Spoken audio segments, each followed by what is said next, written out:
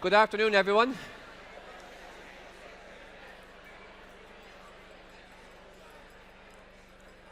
Welcome back, everyone, after lunch. I'm sorry now for breaking up the conversation yet again. That's the second time today, I think.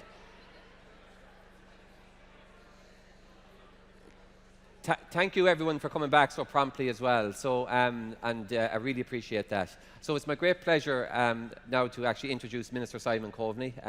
So Simon is going to sit down and have a conversation with myself. So, Minister Coveney.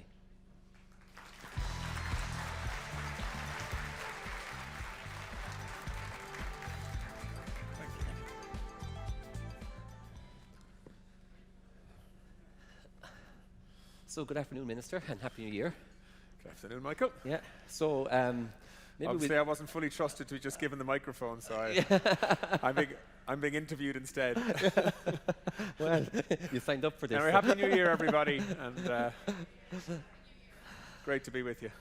Well, thank you for your time. We really appreciate it, and probably maybe I'll start. Maybe first of all, just to open the question: how do you think things are going in IDA at the moment, from your perspective? Well, I suppose you're doing your best. We heard all about that before lunch, right? No, look, first of all, can I just say that I am conscious of the fact that in many ways there's a sort of a new leadership in IDA. You know, you've been in place now for nearly a year, and of course, well, it's not really news because you announced it this morning already, but I can officially announce the new chair being Fergal O'Rourke, who's well, someone who I have huge time for and I think will give fantastic leadership. Difficult shoes to fill, actually, given how impactful Frank Ryan has been for a decade. But I think Fergal will do a fantastic job working with you and the rest of a really talented team. And I also want to say that Marion Corcoran has also been appointed as Deputy Chair of the Board. Someone who's been on the board, has huge experience and an awful lot to offer. The IDA is, you know, in many ways, the agency that so many people want to be part of for good reason. You know, one of the reasons why the expectations are so high for all of you in terms of delivery each year is because the record of IDA is just so strong. And in many ways, our economy feeds off the success, your success, building relationships, attracting some of the largest companies in the world to Ireland, and of course looking after them when they're here so that they grow and expand. And last year, in many ways, was a really challenging year for the Irish economy. Some years, you just got to run really hard to stand still. And in some ways, that's what we had to do last year. You know, creating through announcements thousands and thousands of jobs, but also recognizing the fact that that certainly in the tech sector, you know, there was a lot of job losses in the first quarter of last year, and in some of the other exporting sectors, particularly pharma. In a post-COVID environment, there was a real change in the profile of exports, and that was a challenge for many of your companies. But I think the performance last year from the IDA in terms of support, initiative, ambition was just so strong. You know, 19,000 jobs being announced last year. What was it? 248 different announcements of investment in Ireland. 82 of them brand new companies, never in Ireland before, and then lots of expansions of existing companies. And as ever, because the stable is now quite, you know, spread in terms of risk. It's not all about one sector. It's not all about tech. It's not all about pharma. It's not all about med tech. It's a mix of a whole range of different industries. And you know, when one sector, you know, wobbles a little bit, other sectors have got stronger. And you know, I have to say, as a minister that's been around for a while, I've learned an awful lot from the professionalism of the IDA in the last 12 months on trade missions with you abroad, but also in terms of how you interact with and how you treat companies here. I can say this as a former foreign minister. Lots and lots of countries now try to replicate the model that all of you have built in terms of the success story of FDI in Ireland through the ambition and the energy and the sort of intelligence and streetwise nature of the work that the IDA does all over the world, particularly in the US, but interestingly last year actually, significant increase in numbers from other parts of the world, from Europe and other parts of the world, diversifying as we need to do to manage risk. So yeah, I think we're in great shape, looking forward to 2024. As ever, we'll be expecting big things from everyone in this room, but I think that faith and that expectation is well founded, I have to say. I'm very excited. Okay, well, thank you, Minister, for those kind words as well, and I think for the appreciation for the team here as well, because this is very much a team sport and everyone is involved in that. So, and that includes the Minister, the department, and indeed IDA. So it happens through that entirety, I think, of that team. And maybe when we look to 2024 and beyond, then it'd be just good to get from your point of view the perspective from your department and yourself as to what are those key areas that we feel we should be doing more in? Well, first of all, I think we have to recognize that conditions globally are changing all the time. So anybody who measures the performance of the IDA year on year and sort of uses the same yardstick, if you like, each year is kind of missing the point. The challenge for an agency like this one is to be able to adapt to new realities, to evolve, to reprioritize, to recalibrate the way we do things. And the challenge for me is to make sure that you have the resources to do it and the people to do it, which is why, by the way, in the budget that was passed a number of months ago, there was a significant increase in financial resources for the IDA to allow you to take on 50 extra people. I was joking with Michael earlier, he said to me, maybe we might be able to get all 50 in this year. And I'm like, well, you have the budget to do it, so there's no real excuse after that. After that, it's just competence, I'll bring it back to my first question. But I'm only joking, But no, I mean, the priorities we have, I hope are priorities that are shared by the IDA, and I know they are. We have to look at new ways of making Ireland competitive internationally. And I think the two big areas of change are decarbonisation and digitalisation. And in many ways, many of your client companies are already forging ahead. They're ahead of us already in this space, particularly on the digitalisation side. And you'd expect that because Ireland is going to be very central to the European Union creating a single market for digital services and goods. From a regulatory point of view, but also from an innovation point of view. And I think that's a big opportunity for the IDA to continue to attract in investment and growth. I want the world to see Ireland as the tech centre of Europe. And that when technology companies are looking to build a presence in the European Union and in single market, Ireland needs to be the country that springs to mind as the obvious choice.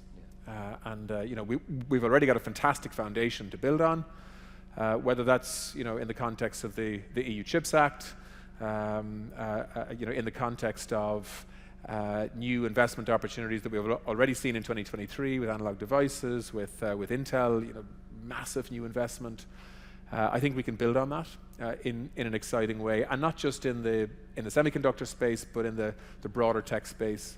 Whether that's artificial intelligence, machine learning, quantum computing, these are areas where we need to make sure that we have a landing pad for companies that attracts them and makes sure that we're competitive. And I'm very conscious that that's not just about the IDA, it's also about the department and the government more generally, making sure that we have a research proposition for many companies coming here. The second area is a hugely challenging one around decarbonisation. We've set very ambitious targets for the country in terms of society as well as the economy to reduce emissions, to become a much cleaner, tech-driven economy. And of course, what we can't do in terms of meeting our climate targets is just reduce activity. We can do some of that in terms of transport, flexible working, public transport options, electric vehicles, and so on. But ultimately, how do we grow an economy, grow a population, create wealth, and at the same time dramatically reduce our emissions footprint at the same time. The only way we can do that is, in my view, through better ways of doing things, better management, new types of technology that can help us and allow us to do that. And that means the best companies in the world coming to Ireland to do it. And just what I'd finally say on that is, and I'll be quite demanding on this of myself and my department, but also of the IDA. This year, we've got to work on the 10% of IDA companies that produce 85% of the emissions of all of the IDA companies. We've got to work with those to find ways of reducing the intensity of those emissions. And there are certain sectors that are, that need to give leadership in that space. We need to grant aid some of that. It's going to cost us hundreds of millions of euros, in my view, over the next few years, but that will be a good investment. And of course, we need to create the conditions, particularly around energy, that allows companies to be able to source very large amounts of energy sustainably. And that's why I'm so proactively pushing the renewable agenda. Particularly, we'll finalise in the next few months a new industrial strategy for Ireland for offshore wind. And only a relatively small part of that is actually the assembly of offshore wind turbines and platforms. Actually, the exciting thing is, what does that do to reshape our economy in terms of the competitiveness proposition for investments in the future? But the vision here is limitless amounts of clean power off the east, south, and west coasts that can allow us to develop new clusters. We need to purchase land strategically for the IDA and with the IDA to be able to build clusters of employment and wealth creation in the future that can host the data centers of the future, the high energy manufacturing of the future, so that we can invest in the next 20 to 30 years rather than just the next 2 to 3. And as I say, my job is to make sure you have the resources to be able to do it. Yeah, but certainly I think that's the ambition that we share as well, I think, from an IDA perspective. And just earlier this morning, I was joined on the stage here with the CEO from Quilcha, Imelda is still here, and Tom Donlan from Bord na Móna. Both, of course, have a role and are active role playing in their sustainability agenda and energy agenda. So I think as a whole of state, we have solutions here once we have that ambition and we align behind that ambition, I think, from a whole of state perspective. One point very much so. Yeah. And just in case it's not just about wind and solar, it's also about bioenergy, biofuels, and of course, different ways of managing and storing energy. But it's a really exciting growth opportunity that we can bring. And we had an interesting example of it recently in South Korea. When a South Korean company wants to be the first to produce or to build a data center that's not connected to the grid, which of course creates a whole new opportunity potentially in Ireland, given the pressures on the grid for the next few years. So I think there are opportunities to bring great new companies to Ireland that can help us solve problems, but also create employment while we do it. Yeah. And the other thing I just wanted to maybe get your perspective on or thoughts on as well, you mentioned on it there in terms of the incentive. Like, we're going to have to incentivize strongly for digital and green. I think so. And are we going hard enough? Like, we talked earlier about sometimes having to run harder just to get there. Are we going hard enough, do you think, on the incentive space? Right now, no. Yeah. Is my honest answer to that. And we in the next few weeks and months will be looking at capital expenditure plans for the state over the next sort of 5 to 10 years. Looking again at the National Development Plan, and we've already had conversations with Minister Paschal Donoghue about that.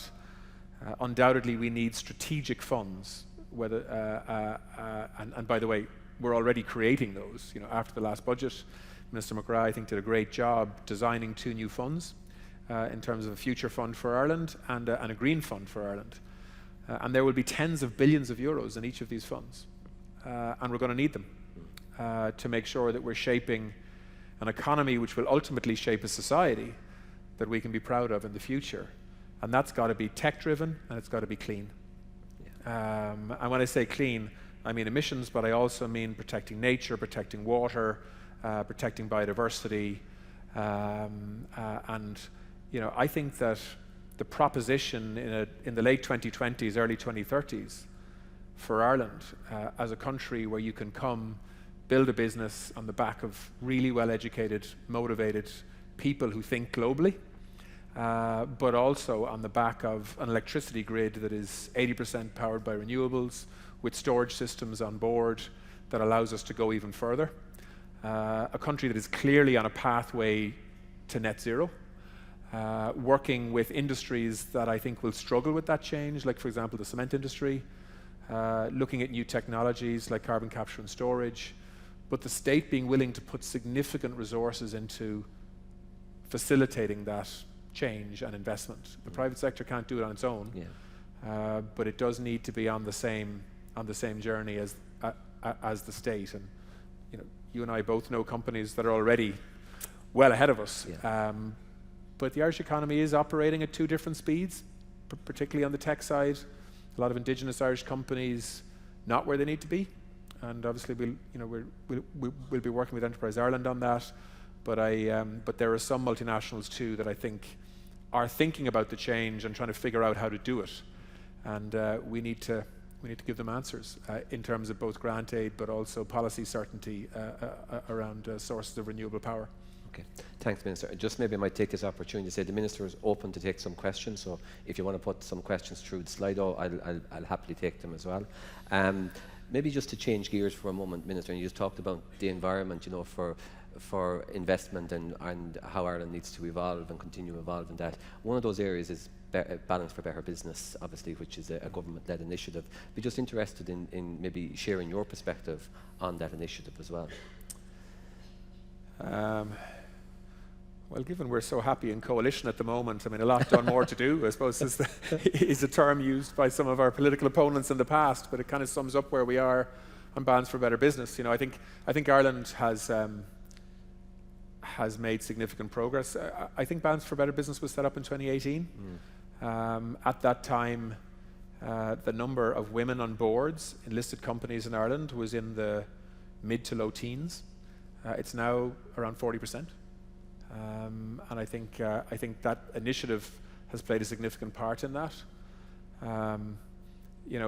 Within the European Union, we were sort of a laggard in this area. We're now in the top 10 in terms of both board membership and leadership roles within companies. I think we're 6th in Europe now in terms of leadership roles. That's C-suite positions. Having said that, though, those broader numbers can disguise what we haven't yet achieved as well. Like, there are certain sectors that are still male dominated, and I think we need to try and address that. And in terms of chairs and CFOs in particular, still both listed companies and industry more generally in Ireland, still not where we'd like to be. But I think we should focus on the positives. This has been a good initiative. We launched the Balance for Business report just before Christmas. Significant progress in most areas. If you look at what the state has done actually the last 10 years in terms of government, there's virtually this target of 40% on all boards is virtually met on nearly every board at this stage. And in certain sectors where, like, I can remember a time in foreign affairs where Ireland literally had no women ambassadors. It just seems unthinkable now, but that was the case up until relatively recently, up until the 80s. Now, 50% of our ambassadors are women, and brilliant, many of them.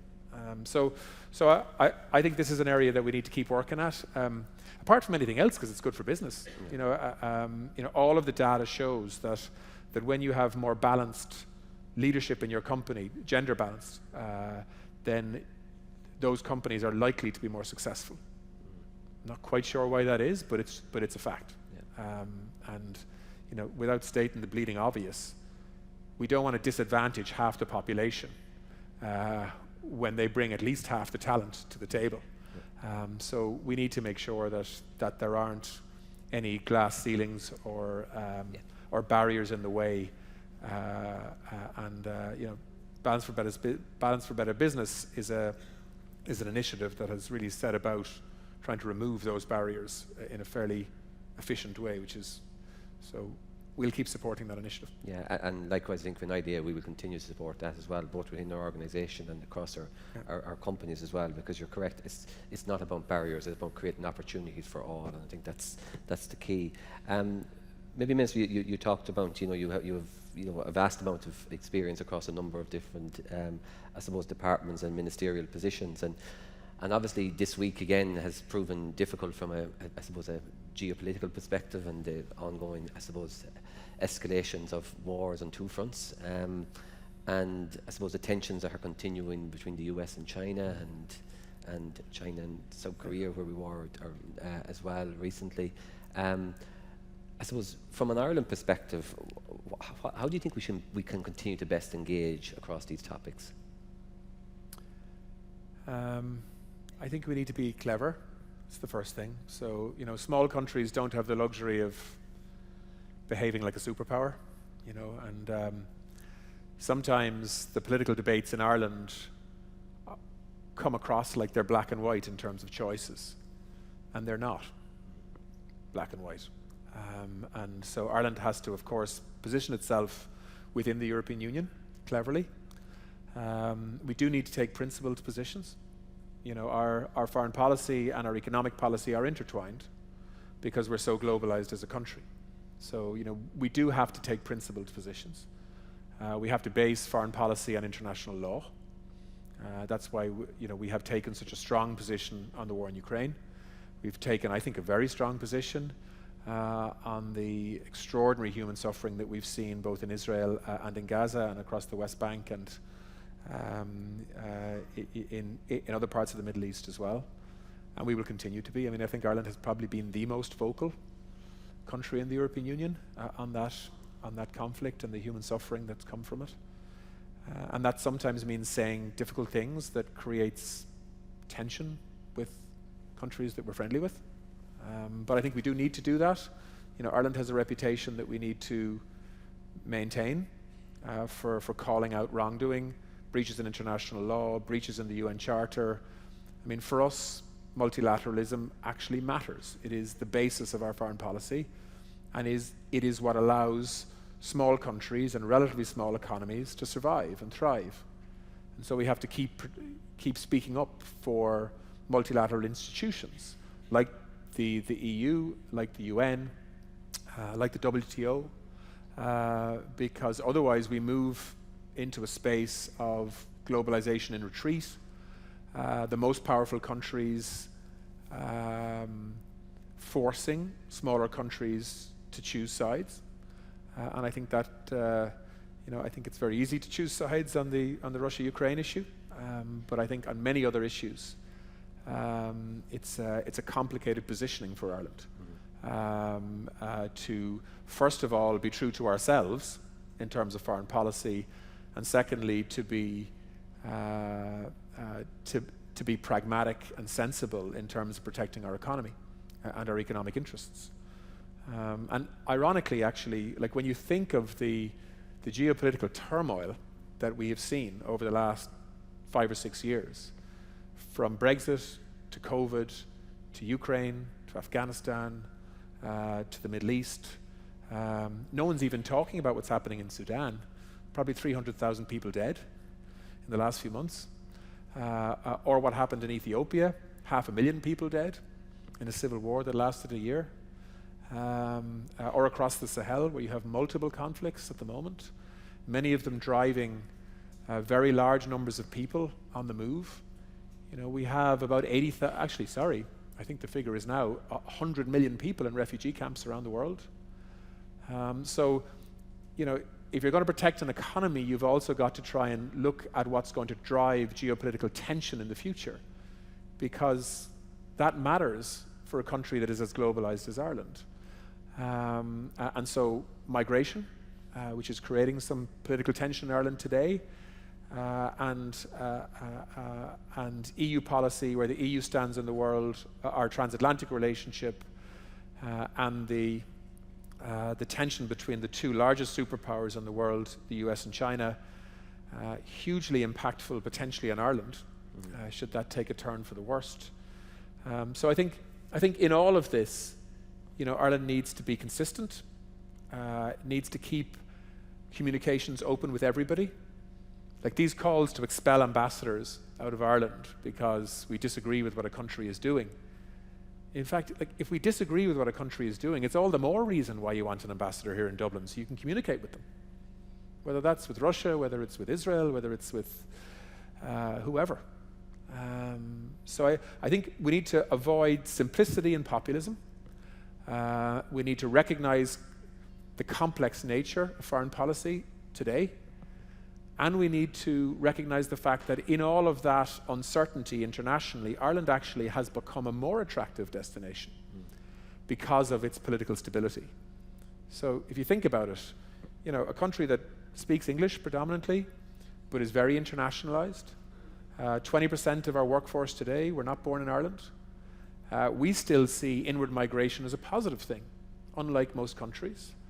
A very solid member of the European Union, with a very strong track record for international investment, and a very consistent record in terms of pro-enterprise policy, certainty around taxation, and of course, most importantly, an education system that is producing a conveyor belt of talent that is very international in its thinking.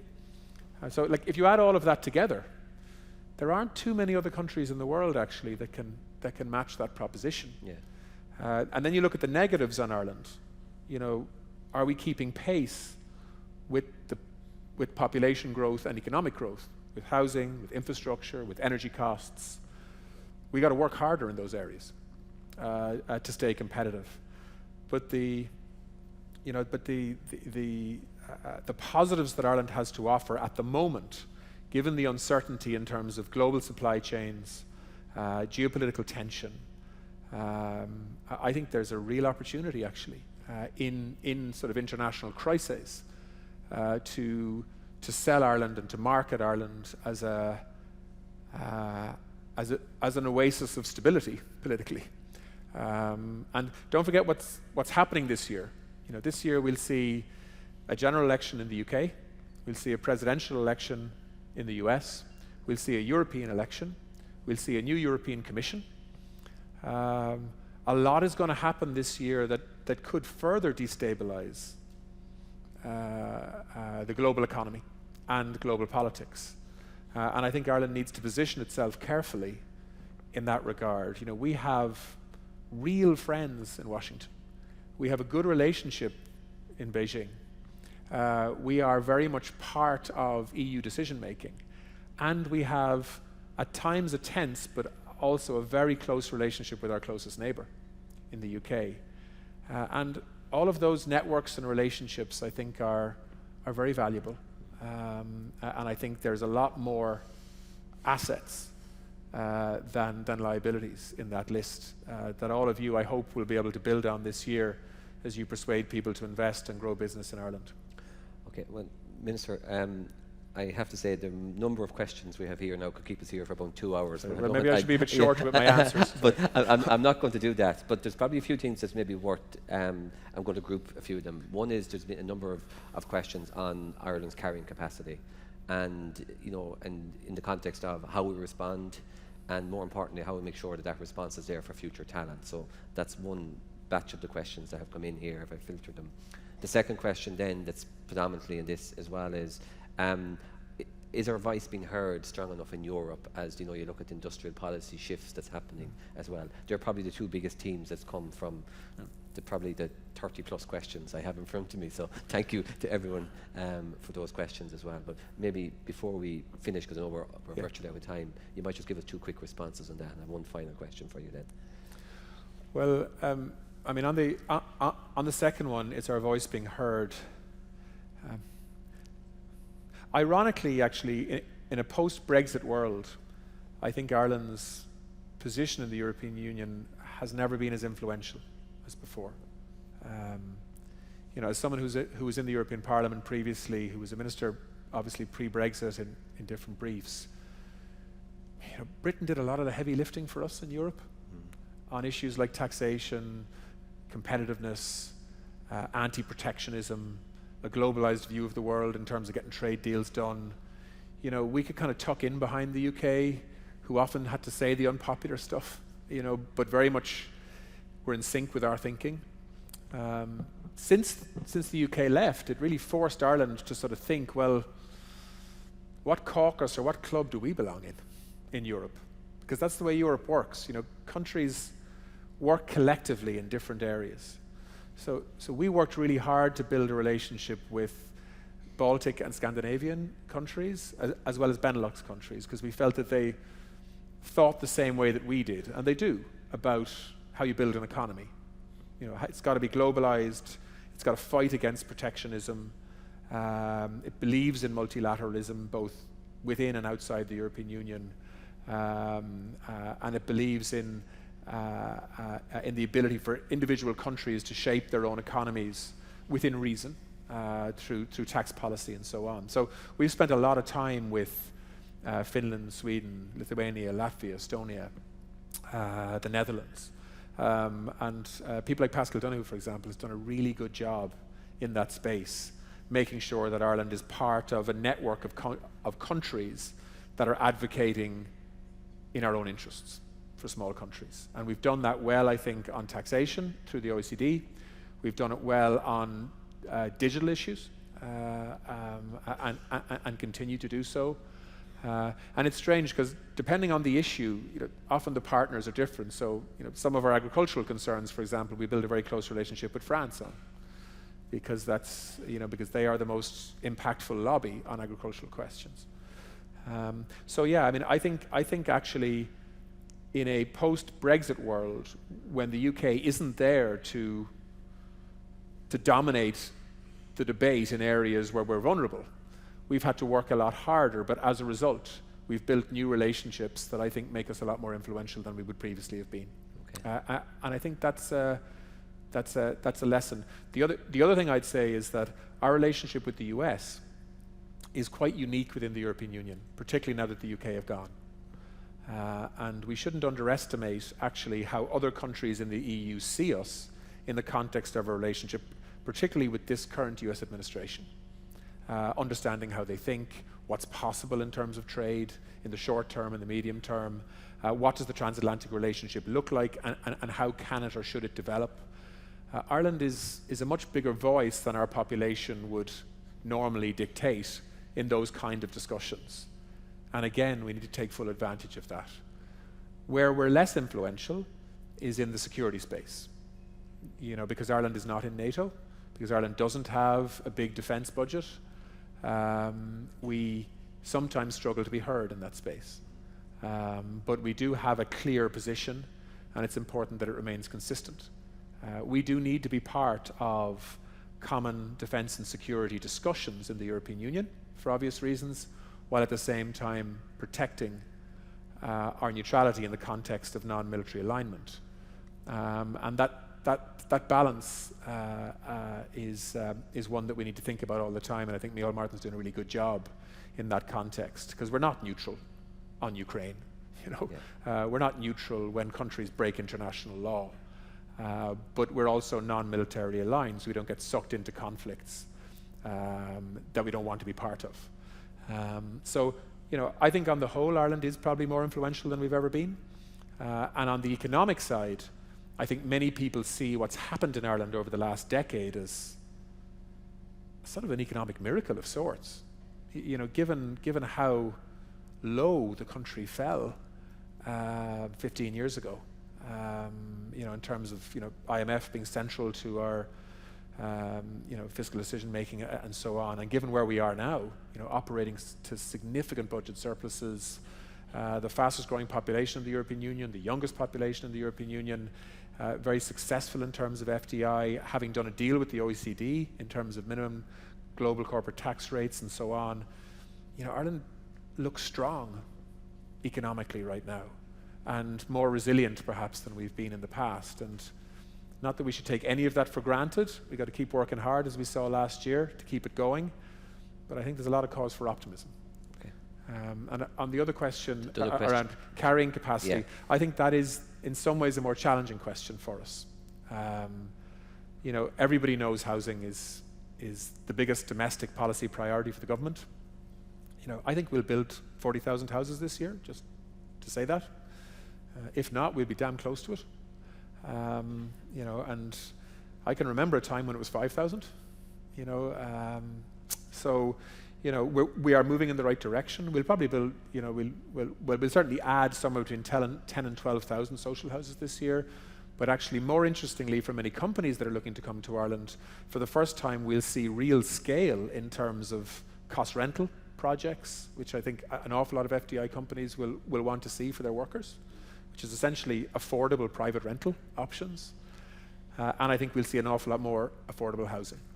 So we're not where we need to be on housing yet in terms of carrying capacity, but I think we are moving in that direction. And on some of the other infrastructure, water, energy in particular, is a challenge. But I think you'll see very significant resources this year going into energy infrastructure, in terms of upgrading grid infrastructure and planning for a massive expansion of renewable energy projects, both on and offshore, as well as biofuel. So I think, no, I mean, I think we can keep pace, but we've got to work hard to do it, and we've got to be willing to spend significant resources to do it, which is why these future funds and green funds for the future are so important. Yeah, absolutely, I concur. The final thing, can I just say, from an IDA perspective, one of the things that I've asked the IDA board to do, and been working with Michael on, just for the benefit of everybody here, is that the IDA does need to think strategically about their land banks for the future. So, you know, the truth is that for some of the big projects internationally that we're competing for, we do have a very limited number of sites in Ireland now that we can facilitate the scale of project that we're going after. So we need to address that. And that's not a sort of a 6-month or 12 or 18-month project. This is a 5-year project for the next 30 years to actually build large strategic land banks in the right parts of the country, anticipating where the energy is going to be optimum in terms of grid connections and so on. So that conversation is taking place, and I'm very conscious that the government needs to resource you to do it over the next few years, and we will. Okay, well, Minister, I'm not sure I can add much more than that. When you have a commitment from your minister to resource you to do it, I think we'll finish on that.